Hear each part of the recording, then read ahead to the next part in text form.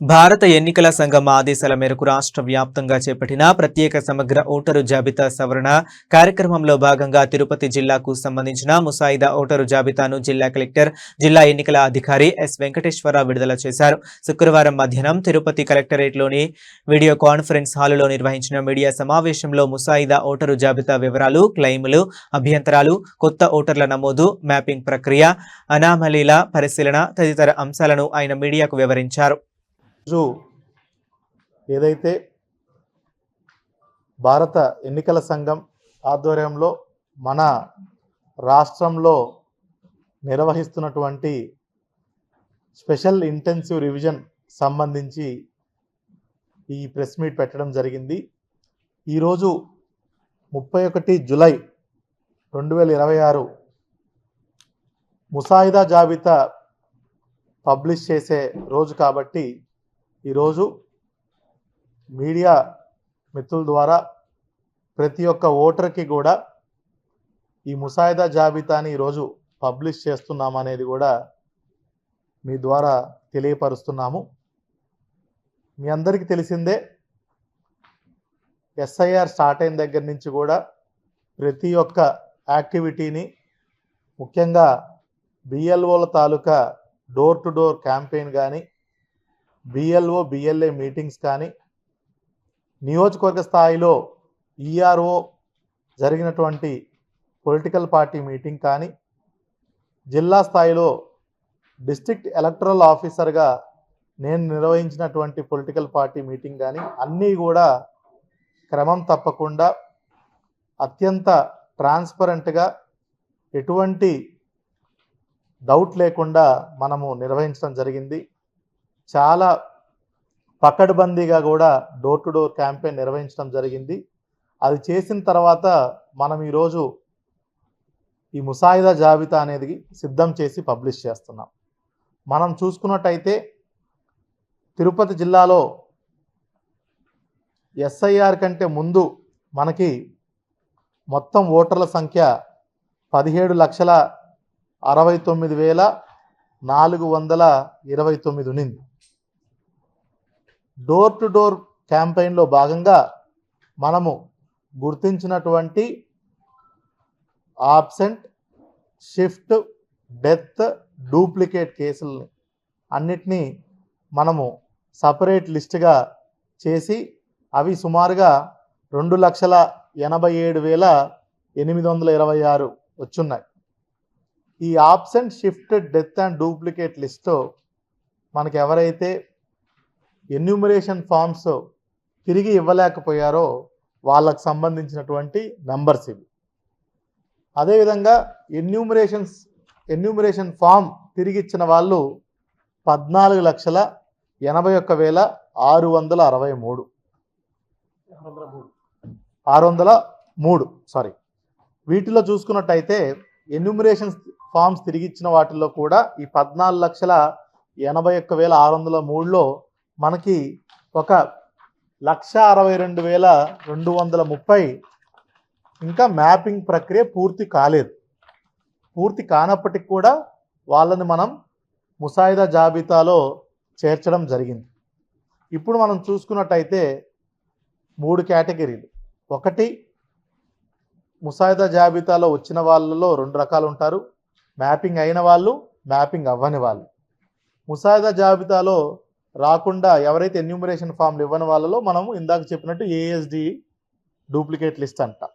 So ముందుగా ఎవరైతే mapping కాలేదో ఈ 1,62,000 మంది రేపటి నుంచి ఆగస్టు 28వ తారీఖు వరకు ఈ 4 వారాల టైంలో సంబంధిత బిఎల్ఓ ద్వారా ఏఈఆర్ఓ కానీ ఈఆర్ఓ కానీ వాళ్ళకి నోటీస్ వాళ్ళకి అందుతుంది.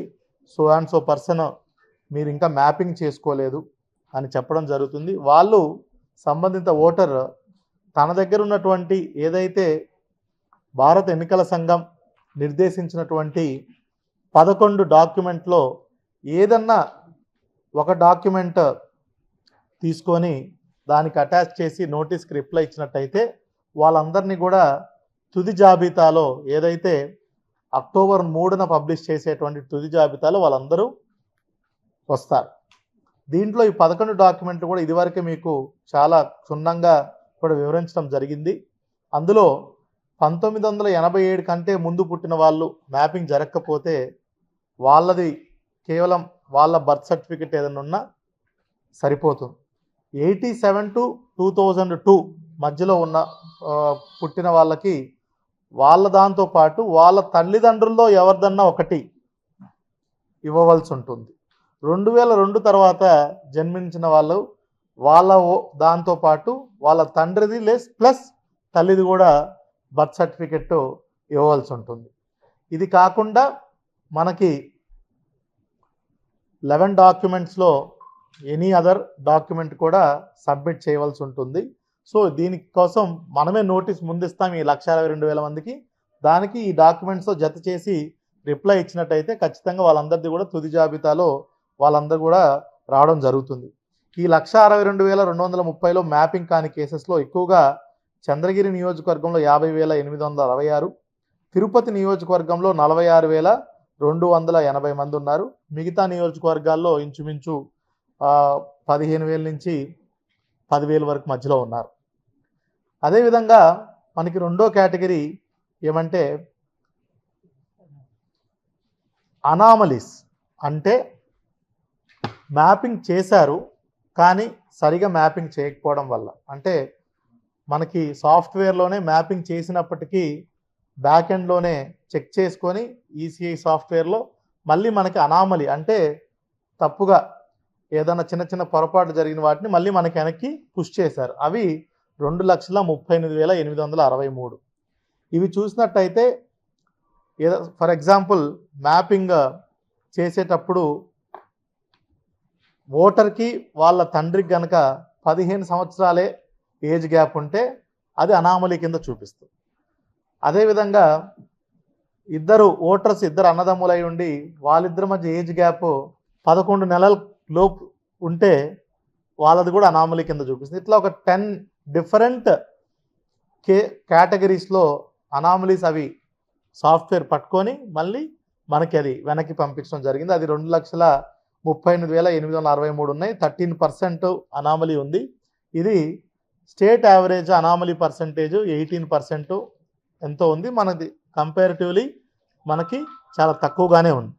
సో అవి అనామలీస్ కూడా మనము నోటీస్ ఇవ్వడం జరుగుతుంది. దానికి కూడా మ్యాపింగ్ ఎట్లయితే నో మ్యాపింగ్ వాళ్ళు ఇచ్చారో దీనికి కూడా వాళ్ళు సంబంధిత డాక్యుమెంట్ ఇచ్చినట్టయితే వాళ్ళందరిది కూడా తుది జాబితాలో మనము వాళ్ళని చేర్చడం జరుగుతుంది.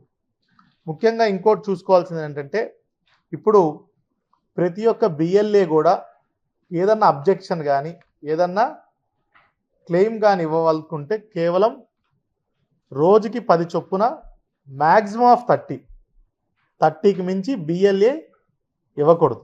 ఒక బిఎల్ఏ మ్యాక్సిమం 30, అది కూడా ఒక రోజులో 10 దాటి ఇవ్వకూడదు. అది కూడా దయచేసి అందరు కూడా నోట్ చేసుకుని కోరుతున్నాను.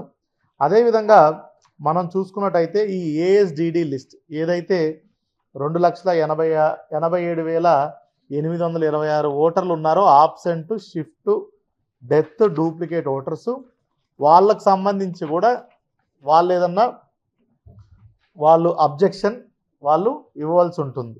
మేము ఆల్రెడీ సో అండ్ సో ప్లేస్లో ఉన్నాము, మాకు ఇది ఉంది, ఏదన్నా ప్రూఫ్ ఇస్తే దాన్ని సంబంధిత నియోజకవర్గ ఎలక్ట్రల్ రిజిస్ట్రేషన్ ఆఫీసర్ వాళ్ళు ఇచ్చినటువంటి అబ్జెక్షన్ అదేవిధంగా డాక్యుమెంట్స్ని పరిశీలించి స్పీకింగ్ ఆర్డర్ ఇస్తారు. ఎస్ ఆ నో అనేది చెప్పడం జరుగుతుంది. ఎందుకు ఓటర్ లిస్ట్లో చేర్చాలి లేదంటే ఎందుకు ఓటర్ లిస్ట్లో చేర్చకూడదు అనేది కూడా డీటెయిల్డ్ రీజన్స్తో ఈ ఏఎస్డిడి లిస్ట్కి సంబంధించి సంబంధిత ERO/AERO కూడా ఇవ్వడం జరుగుతుంది. సో ఇప్పుడు చూసుకున్నట్టయితే మనకి ఈ ఏఎస్డిడి లిస్ట్లో అంటే ఏదైతే ప్రస్తుతానికి ముసాయిదా జాబితాలో రాలేదో ఈ 2,87,826లో చూసుకుంటే తిరుపతి నియోజకవర్గంలో 90,882, చంద్రగిరి నియోజకవర్గంలో 50,273, వెంకటగిరి నియోజకవర్గంలో 36,497, శ్రీకాళహస్తిలో 32,836, సూళ్ళూరుపేటలో 27,946, రైల్వే కోడూరులో 26,047, సత్యవేడులో 23,345. సో ఈ లిస్టులు కూడా సపరేట్గా బిఎల్ఓ దగ్గర ఉంటాయి. ఇవన్నిటిని కూడా సంబంధిత బిఎల్ఓ బిఎల్ఏ మీటింగ్లో ప్రతి ఒక్కటి కూడా ఇది చదివి వినిపించి వాళ్ళ దగ్గర ఆల్రెడీ సలహాలు సూచనలు తీసుకొని వాళ్ళకు కూడా ఓకే అన్న తర్వాత వాళ్ళ సంతకాలు కూడా సేకరించి ఫైనలైజ్ చేసినటువంటి లిస్ట్ ఇది. Absent, shift, death, deletion. So ఎక్కడ కూడా ఎవరు అపోహ పడాల్సిన అవసరం లేదు, తెలియక ఓట్లు తొలగించారనేది అసలు లేనే లేదు. అన్నీ కూడా ప్రతి ఒక్క బూత్ లెవెల్లో ఆయా booth level officers, booth level agents కూర్చొని తయారు చేసినటువంటి లిస్టులు. సో దీనికి సంబంధించి కూడా ఎవరికైనా అబ్జెక్షన్ ఉంటే ఖచ్చితంగా వాళ్ళందరూ కూడా సంబంధిత బిఎల్ఓ ద్వారా ఏఈఆర్ఓ గారికి కానీ ఈఆర్ఓ గారికి కానీ మా ఓటిలాగా ముసాయిదా జాబితాలో రాలేదు, కానీ మేము ఇక్కడే నివసిస్తున్నాము, మాకు ఈ సో అండ్ సో ప్రూఫ్ ఉంది, ఇదని కూడా రాసి ఇచ్చినట్టయితే ఖచ్చితంగా స్పీకింగ్ ఆర్డర్ దాని తగ్గట్టు ఈఆర్ఓ పాస్ చేయడం జరుగుతుంది.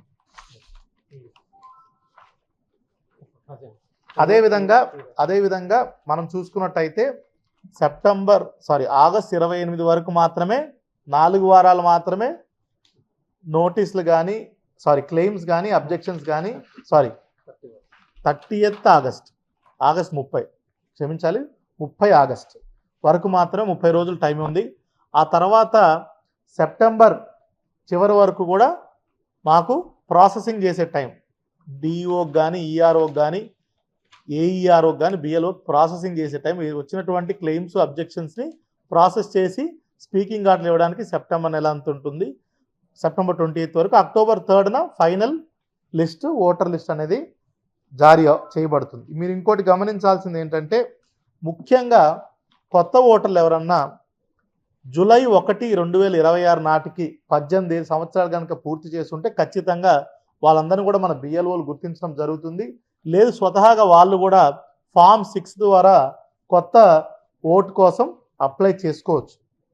అదేవిధంగా మరీ ముఖ్యమైనది ముఖ్యంగా మన జిల్లాలో ఫామ్ 8 అనేది చాలా ఎక్కువ వస్తుంది. ఇప్పుడు తిరుపతి, చంద్రగిరి నియోజకవర్గాలు చాలా వరకు, ఒక విధంగా చెప్పాలంటే శ్రీకాళహస్తిలో ఉన్నటువంటి రేణిగుంట, ఏరుపేడు మండలాలు కూడా ఇక్కడ ఇది వరకు ఉన్నటువంటి డీలిమిటేషన్, దీనివల్ల కారణాల వల్ల చాలామంది ఇటు నుంచి అటు లేదా మైగ్రేట్ అవ్వడం, హౌస్ రెంట్కి మారడం, వేరే చోటుకి వెళ్ళడం, దీనివల్ల ఏంటంటే ఒక పోలింగ్ స్టేషన్ నుంచి ఇంకో పోలింగ్ స్టేషన్కి మారడం, ఇట్లా అదేవిధంగా ఒకే కుటుంబంలో ఉన్నటువంటి 3-4 వివిధ పోలింగ్ స్టేషన్స్లో ఉండటం, ఇట్లా రకరకాల కేసెస్ ఉన్నాయి.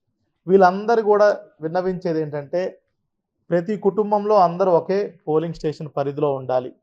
ఎవరైనా వేరే చోట్ల ఉంటే మీకు ఎక్కడైతే ఓటు కావాలో అక్కడ మీరు ఆ సంబంధిత బిఎల్ఓ దగ్గర, సపోజ్ ఇప్పుడు నేను so and so polling station 121లో నేను ఉంటే,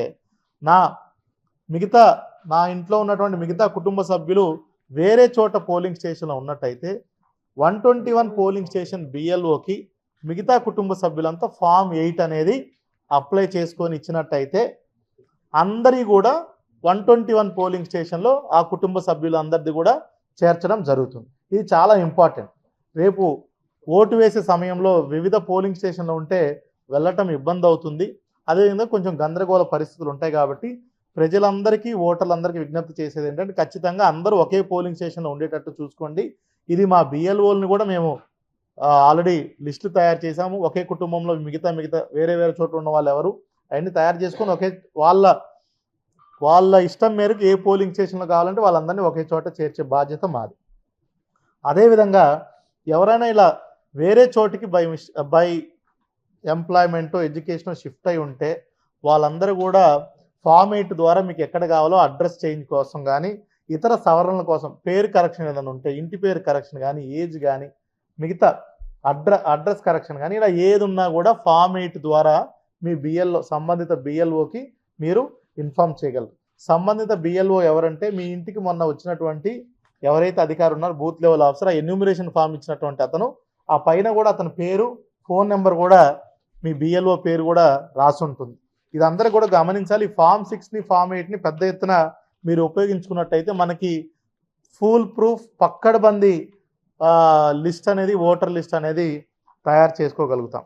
అదేవిధంగా మనం చూసుకున్నట్టయితే ఏదైనా ఈఆర్ఓ ఇచ్చిన సమాధానం నచ్చకపోయినా నెక్స్ట్ లెవెల్ అథారిటీ డిఈఓకి మీరు అపీల్ చేసుకునే ప్రొవిజన్ ఉంటుంది. డిఈఓ ఇచ్చిన సమాధానం నచ్చకపోతే సిఇఓ గారికి కూడా నెక్స్ట్ లెవెల్ అపీల్ చేసుకునే ప్రొవిజన్ కూడా ఇవ్వడం జరిగింది. చివరిగా మనం చూసుకున్నట్టయితే ఇప్పుడు అసెంబ్లీ నియోజకవర్గాల వారీగా ముసాయిదా జాబితాలో ఉన్నటువంటి ఓటర్స్ చూసుకుంటే సూళ్ళూరుపేట 2,15,338 ఇప్పుడు మనం ఈరోజు పబ్లిష్ చేసే లిస్టు. వెంకటగిరి 2,09,276, రైల్వే కోడూరు 1,80,017, చంద్రగిరి 2,63,522, తిరుపతి 2,04,406, శ్రీకాళహస్తి 2,16,287, సత్యవేడు 1,92,757, వెరసి 14,81,603 ఓటర్లని ముసాయిదా జాబితాలో ఈరోజు మనము పబ్లిష్ చేయడం జరుగుతుంది. ఈ ఎంటైర్ ఎక్సర్సైజ్ చేయడానికి జిల్లా యంత్రాంగం కూడా చాలా తీవ్రంగా కూడా కృషి చేసింది. ఇంకా 2 నెలల సమయం ఉంది. అన్నీ కూడా చాలా ట్రాన్స్పరెంట్గా ఎక్కడ ఎటువంటి డౌట్కి తావు లేకుండా కూడా చేయటం జరుగుతుంది. అదేవిధంగా ఈ ఎంటైర్ ఎక్సర్సైజ్లో కూడా అన్ని రాజకీయ పార్టీలు కూడా పొలిటికల్ పార్టీస్ కూడా ఫుల్ కోఆపరేషన్ ఇచ్చారు. వాళ్ళకు కూడా అంతా ఎక్స్ప్లెయిన్ చేస్తాం. ఎప్పటికప్పుడు పొలిటికల్ పార్టీ మీటింగ్స్ చెప్పి వాళ్ళ సూచనలు సలహాలు కూడా తీసుకోవడం జరిగింది. వాళ్ళ సూచనల సలహాలతోనే ముందుకెళ్తూ పారదర్శకంగా ఒక మంచి ఫుల్ ప్రూఫ్ ఎటువంటి తప్పులు తడకలు లేనటువంటి ఒక ఓటర్ లిస్ట్ని తయారు చేయడం కోసం జిల్లా యంత్రాంగం అంతా కూడా పూర్తిగా సన్నద్ధమైందని చెప్తున్నాను. అదేవిధంగా ఓటర్లందరికీ కూడా విజ్ఞప్తి ఏమంటే ఈ నెల రోజులు చాలా క్రూషియల్ పీరియడ్. ఫామ్ 6 ఉన్నా, కొత్త ఓటర్ కావాలన్నా, ఫామ్ 8 అడ్రస్ చేంజ్ అన్నా, మిస్టేక్స్ ఉన్నా, ఒకే చోట ఒకే పోలింగ్ బూత్లోకి రావాలన్న ఇవన్నీ కూడా మీరు అప్లై చేసుకోవాలి. అదేవిధంగా ఏఎస్డిడి లిస్ట్ ఆప్షన్ షిఫ్ట్ డెత్ డూప్లికేట్లో ఉంటే దయచేసి వాళ్ళు కూడా ఏదైనా అబ్జెక్షన్ ఉంటే పెట్టుకోవాలి. బిఎల్ఏస్ కూడా ఏజెంట్స్ కూడా విన్నపం ఏంటంటే మ్యాక్సిమం 30 ఇవ్వగలరు. అది కూడా వాళ్ళు ఆలోచించుకొని ఏ 30 ఇవ్వాలని కూడా వాళ్ళు చూసుకోవాలి. మరొకసారి మ్యాపింగ్ కాని వాళ్ళందరికీ, అనామలీస్ అందరికీ మనం నోటీసులు ఇచ్చి వాళ్ళ దగ్గర నుంచి డాక్యుమెంట్స్ తీసుకోవడం జరుగుతుంది. ఇలా నెక్స్ట్ 1 మంత్ క్రిటికల్గా ఉంటుంది. దీనికోసం మీడియా మిత్రులంతా కూడా మీ సహకారంతో దీన్ని ఎక్కడికక్కడ ఇక్కడ ఏదన్నా ఇష్యూస్ ఉన్నా కూడా మీరు రేస్ చేయొచ్చు. దానికి మేము రిప్లై ఇవ్వడం జరుగుతుంది. అదేవిధంగా ప్రతి ఒక్కటి కూడా జిల్లా electoral officer social media handles నుంచి కూడా అన్ని పోస్ట్ చేస్తున్నాము. సోషల్ మీడియా ద్వారా రీచ్ అవుట్ అవుతున్నాము. ప్రతి ఒక్క నెగటివ్ న్యూస్కి కూడా, అడ్వర్స్ న్యూస్కి కూడా రిప్లై తీసుకుంటున్నాము, రిప్లై ఇస్తున్నాము కేంద్ర ఎన్నికల సంఘంకి. అదేవిధంగా మన సిఇఓ ఆఫీస్ కూడా చేస్తున్నాము. అదేవిధంగా any complaint filed by any political party also దానికి రిప్లై ఇస్తున్నాము. వెంటనే చర్యలు కూడా తీసుకోవడం జరుగుతుంది. కొంతమంది మీద తప్పులు చేసినటువంటి వాళ్ళ మీద కూడా క్రమశిక్షణ చర్యలు కూడా తీసుకోవడం జరిగింది. తప్పులు చేసి ఉండొచ్చు, లేదంటే సరిగ్గా చేయకపోయిన వాళ్ళ మీద కూడా క్రమశిక్షణ చర్యలు కూడా తీసుకోవడం జరిగింది. సో దయచేసి ఈ next 2 months critical. Last 1 month 2 months కూడా మీరు బాగా ప్రతి ఒక్కటి మా దృష్టికి తీసుకొచ్చారు, బాగా ఎన్లైటన్ చేశారు పబ్లిక్ని. నెక్స్ట్ 2 మంత్స్ కూడా అదే విధంగా చేసినట్టయితే ఒక మంచి ఓటర్ లిస్ట్ అనేది తయారు చేయడం జరుగుతుంది. Thank you.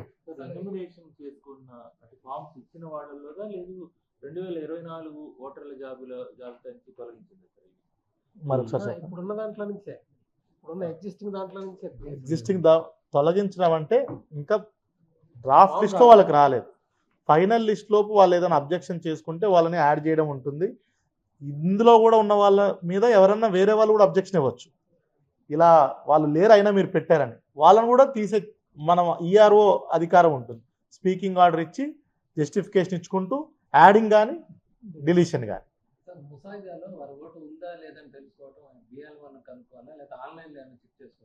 ఆన్లైన్ చెక్ చేసుకోవచ్చు. అది నేను మీకు లింక్ ఇస్తాను. తర్వాత మనం ప్రతి బిఎల్ఓ దగ్గర లిస్ట్ ఉంటుంది.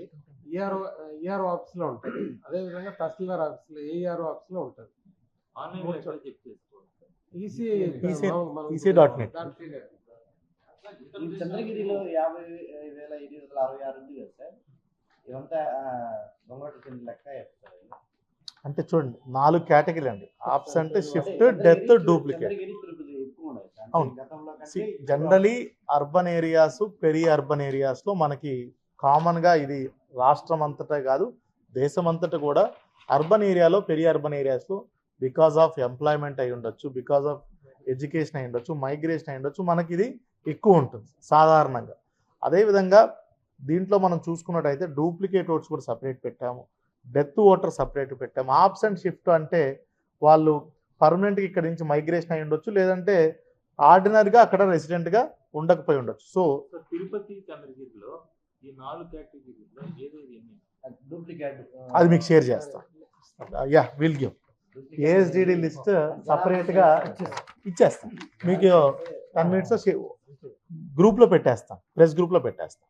సార్ ఇతర దేశాలకు ఉపాధి పని కోసం కావచ్చు, చదువు కోసం కావచ్చు, ఇతర దేశాలకు వెళ్ళిన వాళ్ళు 3 years 4 years వచ్చి ఓట్ వేయగలరు. వాళ్ళ పరిస్థితి అదే అంటాను, మనకు ముఖ్యంగా రైల్వే కోడూరులో ఎక్కువ వీళ్ళు మనకి గల్ఫ్ కంట్రీస్కి వెళ్ళిన వాళ్ళు ఉంటారు.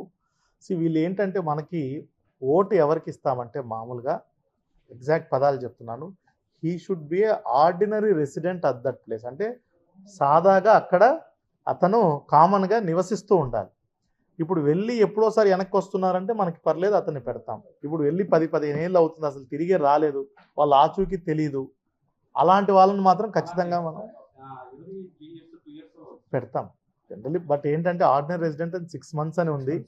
బట్ జనరలీ ఏంటంటే వాళ్ళు వాళ్ళ కష్టం మేరకు కొన్నిసార్లు లేట్గా రావచ్చు, బట్ అలాంటి వాళ్ళని మనం ఇంక్లూడ్ చేస్తాం.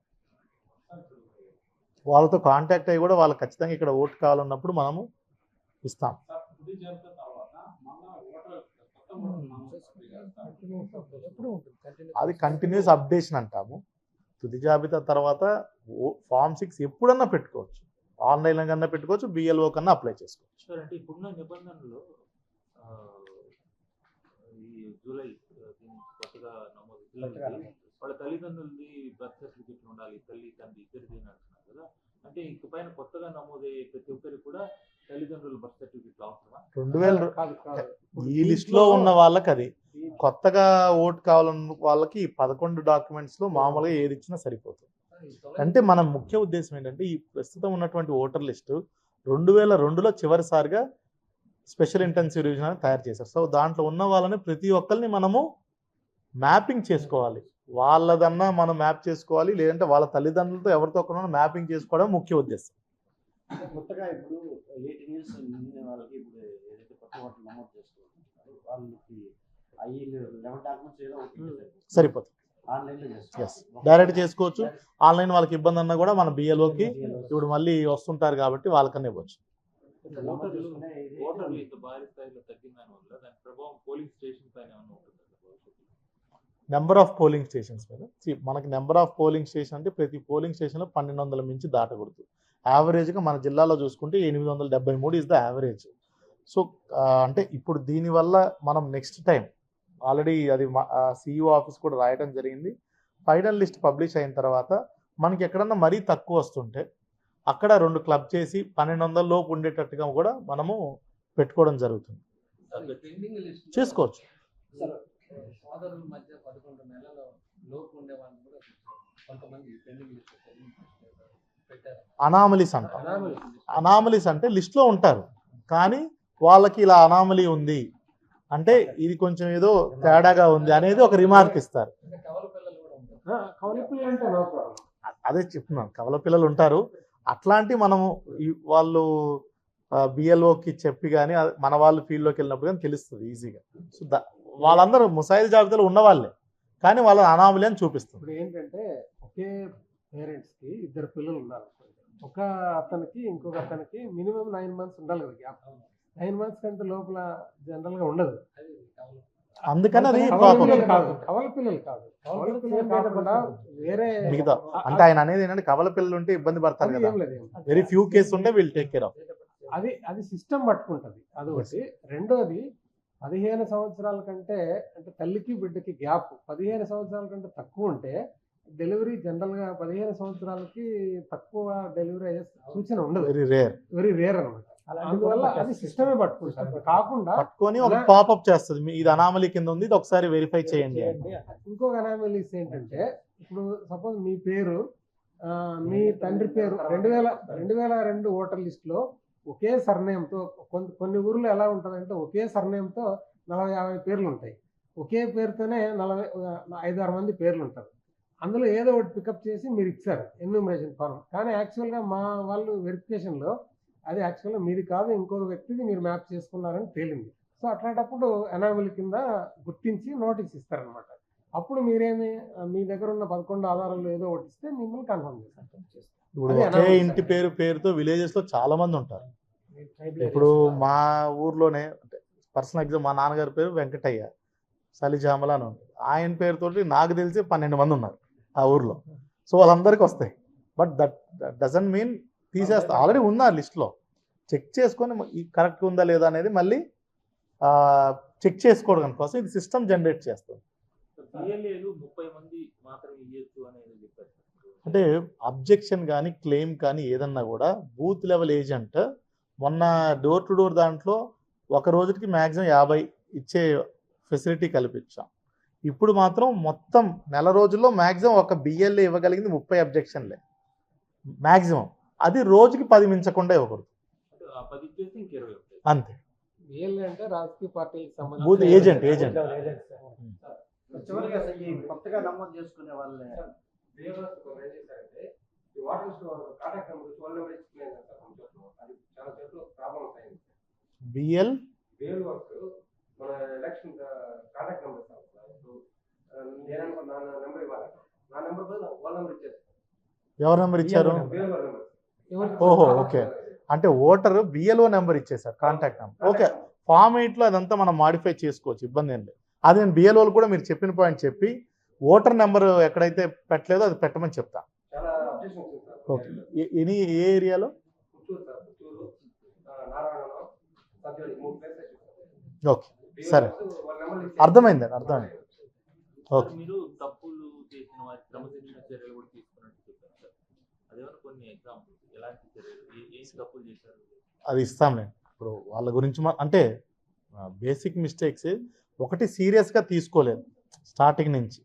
తర్వాత స్టార్టింగ్లో అవగాహన రాహిత్యం వల్ల బిఎల్ఓలు నేరుగా ఫామ్స్ డిస్ట్రిబ్యూట్ చేయకుండా వాళ్ళకి తెలిసిన వాళ్ళతోటి డిస్ట్రిబ్యూట్ చేయించారు. అలాంటి వాళ్ళని సస్పెండ్ చేయడం జరిగింది. ఆ తర్వాత ఎవరైతే చేయలేదు. ఇంకొన్ని తప్పులు ఏంటంటే ఒకరిద్దరు ఫామ్ ఫిల్ చేయకుండానే అది అప్లోడ్ చేశారు, అదంతా మాకు వచ్చేస్తుంది. సో అలాంటివి మేము గుర్తించి వాళ్ళ మీద చర్యలు తీసుకోవడం జరిగింది. అదేవిధంగా ఎంత చెప్పినా స్లోగా చేస్తున్న వాళ్ళు కావాల్సి అనాథరైజ్డ్ లీవ్లో వెళ్ళడం, ఆబ్సెంట్ అవ్వడం వితౌట్ ప్రాపర్ పర్మిషన్, ఎందుకు వచ్చిందిలే గొడవ ఎస్ఐఆర్ అని అట్లా వెళ్ళిన వాళ్ళ మీద సస్పెండ్ చేయడం కానీ case to case basis charges frame చేయడం కానీ జరిగింది. ఎందుకంటే ఇది నార్మల్ సర్వే కాదు, this is a statutory survey done by election commission of India. దీన్ని చాలా సీరియస్గా మేము తీసుకుంటున్నాం. కింద వాళ్ళు కూడా ఇప్పుడు అందరూ కూడా నిజంగా చెప్పాలంటే స్టార్టింగ్లో కొంచెం ఇది ఉండింది, కానీ బిఎల్ఓలు కూడా ఎక్సలెంట్ వర్క్ చేశారు, ట్రెమండస్ వర్క్ చేశారు. నిజంగా మీ ద్వారా వాళ్ళందరినీ కూడా అప్రిషియేట్ చేయాలి. ఎంత ఎండ ఉన్నా కూడా ప్రతిరోజు సుమారుగా 5-6 గంటలు తిరిగారు, ఇంటింటికి తిరిగారు, బాగా చేశారు. I appreciate dum through you. ఒక ఆసక్తికరమైన ఒక విషయం జనానికి తెలియాల్సిన విషయం. ఇప్పుడు ఇంత మీద ఓటర్కి సంబంధించిన డాక్యుమెంట్స్ ఏదైతే ఉంటాయో అవన్నీ మన దీంట్లో స్టోర్ అయి ఉంటుంది సార్. అంటే కేవలం మీ ఆఫీస్లో తీసుకుని పెట్టేస్తారా, స్కాన్ చేస్తే అదంతా కూడా ప్రతి ఓటర్కి వాళ్ళకి సంబంధించిన ఐడిని అప్ చేసి పెట్టారు? ఐడీల్ని అంటే ఐడి వాళ్ళు ఇచ్చినటువంటి డాక్యుమెంట్ అయితే ఉంటుంది, స్కాన్ చేసి పెట్టాలి. ఎందుకంటే వాళ్ళు ఎలాగా ఓటు నమోదు చేసుకున్నారు లేదంటే ఎలా లిస్ట్లో ఉన్నారు తెలియాలి కదా, వాళ్ళది ఉంటుంది. It will be available for the public. ఇప్పుడు వరకు చేసినవన్నీ కూడా అన్ని పబ్లిక్కేనా? రేపు లేదంటే అబ్జెక్షన్ పెట్ట వాళ్ళకి ఏది చూసి పెడతారు, అది చూసే పెడతారు కదా objection. It is public document. ఎవరిది ఎవరైనా మనము రాజకీయ పార్టీలు అభ్యర్థుల మేరకు మనం లిస్టులు కూడా వాళ్ళకి ఇవ్వడం జరుగుతుంది, దాంట్లో వాళ్ళు చూసుకొని పెడతారు. ఎన్ని నిబంధనలు పెట్టినా ఓటు వేసే టైంకి వచ్చినప్పుడు కొంతమంది మా లిస్టులో పేర్లు లేదని చెప్పేసి ప్రతిసారి ఇది కరెక్టేనండి. అంటే ఇది ఏంటంటే అలాంటివి లేట్ ఇవన్నీ చేస్తున్నాము, కానీ ప్రతి ఒక్క మీరు చెప్పారు బాగుంది. అదంతా కూడా అభ్యర్థన ఏంటంటే ప్రతి ఒక్క ఓటర్ మహాశయులందరికి కూడా ఒక్కసారి స్పెండ్ 5 minutes టు చెక్ మీ ఓటు ఎక్కడ ఉంది. చెక్ చేసుకోలేరు, ఆన్లైన్లో చెక్ చేసుకోలేరు, బిఎల్ఓని అడగండి, లేదంటే వాళ్ళ ఏజెంట్ అని ఉంటారు, వాళ్ళ ద్వారా అడగండి. 5 minutes, ఎందుకంటే this is the most important instrument మన భారత రాజ్యాంగం మనకి ఇచ్చింది. దానికోసం దయచేసి 2 నిమిషాలు వెచ్చించిన చివరిలో ఇబ్బందులు రాకుండా ఉంటాయి. ఓకే, రైట్, థ్యాంక్ యూ, ఇది మీకు ఇవ్వడం థ్యాంక్ యూ. జరిగింది. షార్ట్ నోటీస్లో వచ్చాయి. డిఫరెన్స్ స్టేట్మెంట్ ఇవ్వడం జరిగింది. తగ్గిన లాస్ట్ కాలం తగ్గిన సంఖ్య అది హైలైట్ చేయాలి సార్ మీరు. తిరుపతిలో 50,000 అంటే అవి మీకు తెలుసు, మాకు అర్థమైంది సార్, జనాలు తెలియాలి. 4 కేటగిరీలు ఇస్తాం గ్రూప్లో పెట్టేస్తాను. అది ముఖ్యంగా అది జనాలకి వెళ్ళడానికి మాత్రమే. వాళ్ళకి తెలుసు, మీకు తెలుసు, జనాలకి తెలియదు. థ్యాంక్ యూ అండి. గుడ్. మీరు మళ్ళీ రోజు ఇస్తా ఉన్నారు, ప్లీజ్ పెద్ద ఎత్తున చేయండి. మంచి లిస్ట్ తయారు చేస్తాం, voter list. Okay, right, okay, thank you. Original హోటల్లో వేయాలని మా కోరిక సార్. గవర్నమెంట్ కూడా చేస్తారు.